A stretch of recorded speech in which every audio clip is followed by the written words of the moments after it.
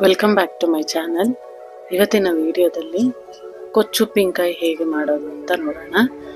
ಬೆಳ್ಳುಳ್ಳಿನ ಬಳಸಿ ಬೆಳ್ಳುಳ್ಳಿಯ ಕೊಚ್ಚುಪ್ಪಿನಕಾಯಿ ಅಂತಾರೆ, ಇಲ್ಲ ಕೊಚ್ಚುಪ್ಪಿನಕಾಯಿ ಏನಾದರೂ ಸರಿ. ಮಾವಿನಕಾಯಿನ ಸಣ್ಣದಾಗಿ ಹಚ್ಕೋಬೇಕು.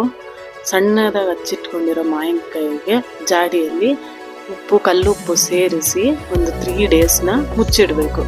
3 to 4 days ಆದರೂ ನೀವು ಅದನ್ನು ಲಿಡ್ಡನ್ನು ಟೈಟಾಗಿ ಕ್ಲೋಸ್ ಮಾಡಿ ಇಡಬೇಕು. ಆ ನಂತರ ಒಂದು ಬಾಣಲಿಯಲ್ಲಿ ಎಣ್ಣೆ ಹಾಕ್ಕೊಂಡು ಎಷ್ಟು ಬೆಳ್ಳುಳ್ಳಿ ಬೇಕು ನಿಮಗೆ ಅಷ್ಟು ಬೆಳ್ಳುಳ್ಳಿಯನ್ನು ಹುರಿದಿಟ್ಕೋಬೇಕು. ಅದನ್ನು ಮಾವಿನಕಾಯಿ ಉಪ್ಪು ಹಾಕಿಟ್ಟಿರ್ತೀರಲ್ಲ, ಅದನ್ನು ನೀರನ್ನ ಸಪ್ರೇಟ್ ಮಾಡಿ ಅದಕ್ಕೆ ನೀವು ಸೇರಿಸ್ಕೋಬೇಕು.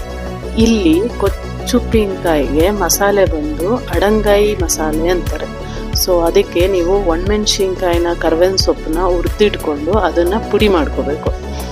ಆ ಪುಡಿ ಮಾಡಿಟ್ಕೊಂಡಿರೋ ಪೇಸ್ಟಿಗೆ ಹುರಿದಿಟ್ಕೊಂಡಿರೋ ಸಾಸಿವೆನ ಸೇರಿಸ್ಕೋಬೇಕು. ಹುರಿದು ಪುಡಿ ಮಾಡಿಟ್ಕೊಂಡಿರೋ ಸಾಸಿವೆನ ಸೇರಿಸ್ಕೊಂಡು ಮಿಕ್ಸಿ ಜಾರಲ್ಲಿ ಉಪ್ಪು ನೀರು ಹಾಕ್ಕೊಂಡು ಪೇಸ್ಟ್ ಮಾಡಬೇಕು.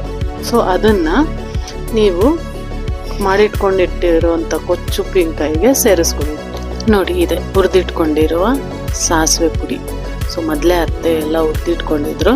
ಇದು ಕೂಡ ನನ್ನ ಅತ್ತೆಯ ರೆಸಿಪಿ. ಈ ಉಪ್ಪಿನಕಾಯಿ ತುಂಬ ರುಚಿಯಾಗಿರುತ್ತೆ. ಇದಕ್ಕೆ ಹಿಂಗ್ ಸೇರಿಸ್ಕೊಂಡು ಹಾಗೆ ಉಪ್ಪು ನೀರಲ್ಲೇ ಹಿಂಗನ್ನು ಕಲಿಸ್ಕೊಂಡು ಎಲ್ಲ ಪ್ರೊಸೀಜರ್ ಎಲ್ಲ ಉಪ್ಪು ನೀರಲ್ಲೇ ಮಾಡಿರೋದು. ಅಂದರೆ ಉಪ್ಪು ನೀರನ್ನು ಚೆನ್ನಾಗಿ ಕುದಿಸಿ ತಣ್ಣಗಾದ್ರ ಮೇಲೆ ಬಳಸಿರೋಂಥ ಮಸಾಲೆ ಇದು. ನೋಡಿ, ಎಷ್ಟು ಬೇಕೋ ಅಷ್ಟು ಮಸಾಲೆ ಹಾಕ್ಕೊಂಡು ಹದಕ್ಕೆ ಕಲಸಿಟ್ಕೋಬೇಕು. ಸೊ ನೋಡಿ, ಇದು ರುಚಿಯಾದ ಕೊಚ್ಚುಪ್ಪಿನಕಾಯಿನ ಕಲಸಿದ್ರೆ ನೋಡಿ, ಇದು ತುಂಬ ಚೆನ್ನಾಗಿರುತ್ತೆ, ತುಂಬ ರುಚಿಯಾಗಿರುತ್ತೆ. ಬೆಳ್ಳುಳ್ಳಿ ಫ್ಲೇವರ್ ಅಂತೂ ತುಂಬ ಚೆನ್ನಾಗಿ ಕೊಡುತ್ತೆ. ಒಮ್ಮೆ ಟ್ರೈ ಮಾಡಿ.